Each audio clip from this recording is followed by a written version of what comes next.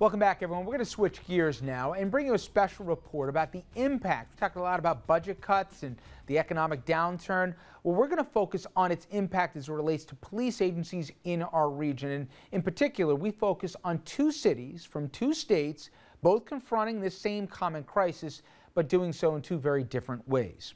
First, we're going to take a look at the Newburgh Police Department, and it's nestled in New York's Hudson Valley. Well, in that city, budget shortfalls in the tens of millions. They have forced drastic personnel cuts in all agencies, and as you'll see very acutely in the police department, where many say it is all but decimated. Officers reportedly outnumbered on the streets 15-1, making them vulnerable to, believe it or not, planned criminal ambushes. Then later, we take you down south to Camden in southern New Jersey, with 170 open-air drug markets and 48 murders in just the last year. Police there have conceded that the streets have won this round. Well, the one thing that these two cities do have in common is their long history of violent crime. But when it comes to how the cities are dealing with that crime, they couldn't be more different. But before we dig into how they're doing it and more about the issue, I want to go over some disturbing stats, and they'll come from the Department of Justice. Now, these numbers, I think you'll agree, paint a grim picture of how your streets could be growing all the more dangerous. Now, although you may argue we're seeing signs that the economy is beginning to recover, albeit slightly and slowly, most local police agencies, they are still on the decline and will continue to decline for the next 5 to 10 years, or even worse, according to some studies, permanently. Now, again, that message, it comes from the federal government. Now, remember all those euphemisms we've heard here since the big crash of '08 and the economic downturn that came out of it? Phrases like the new normal, shared sacrifice, doing more with less. Now, the words sound good, sure, but if you talk to law enforcement, as we did, they simply don't work.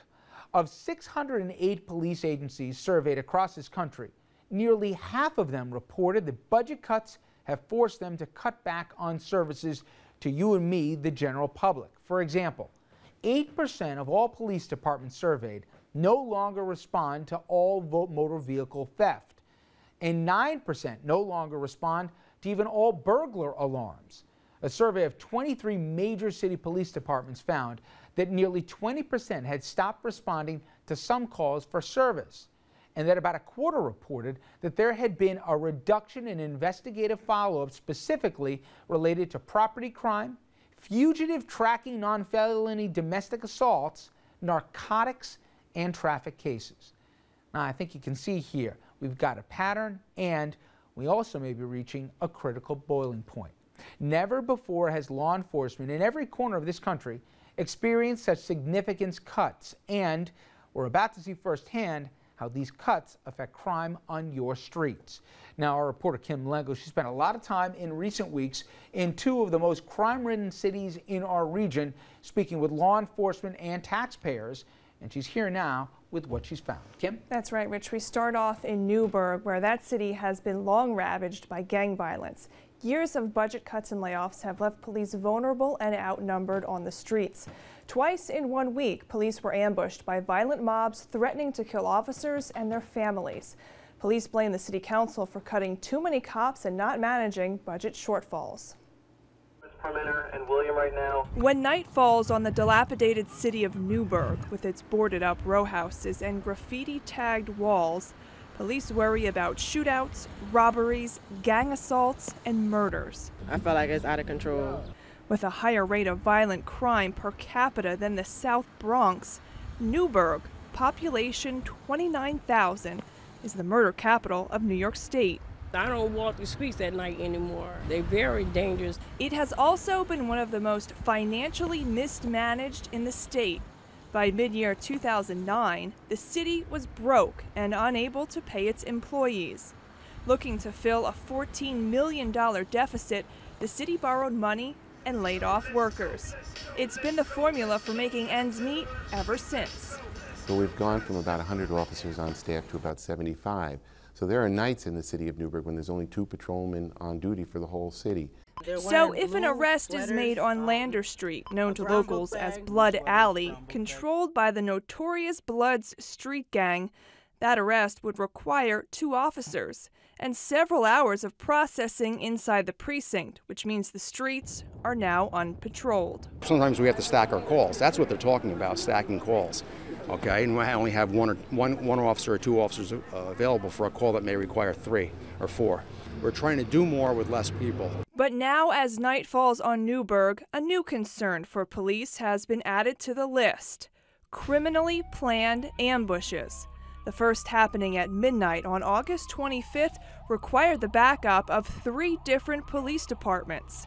2 days later, police were dodging flying bottles and bricks. At least 2 officers were pepper sprayed as a crowd of 20 to 30 people, including children, threatened to kill police and their families. And in the middle of it all, a bonfire burned out of control.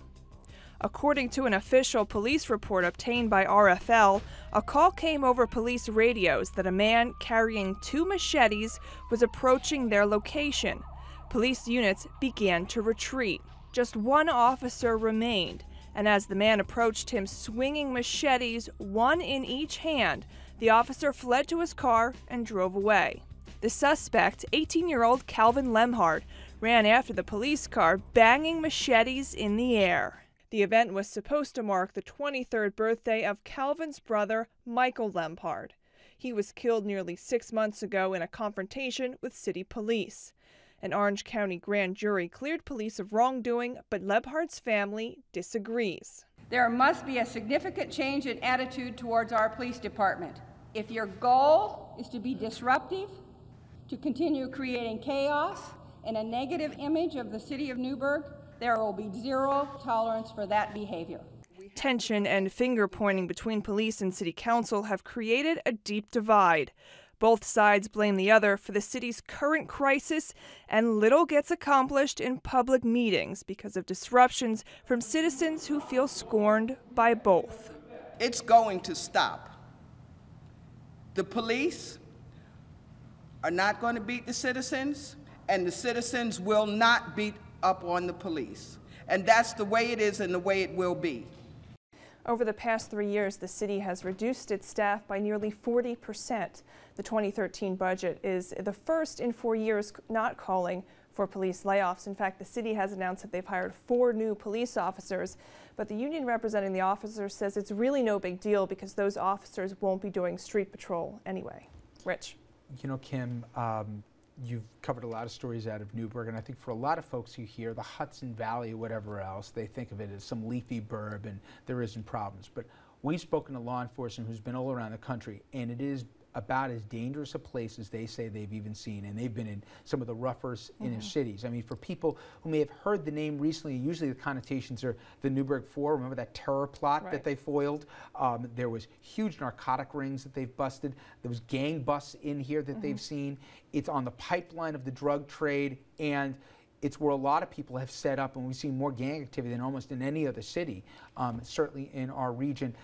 Do the police tell you, with all those challenges, what they would need to get things under control? Well, as you mentioned, 2 years ago, the FBI rounded up about 100 Latin Kings and Bloods gang members. And while it did make a dent in crime stats have gone down.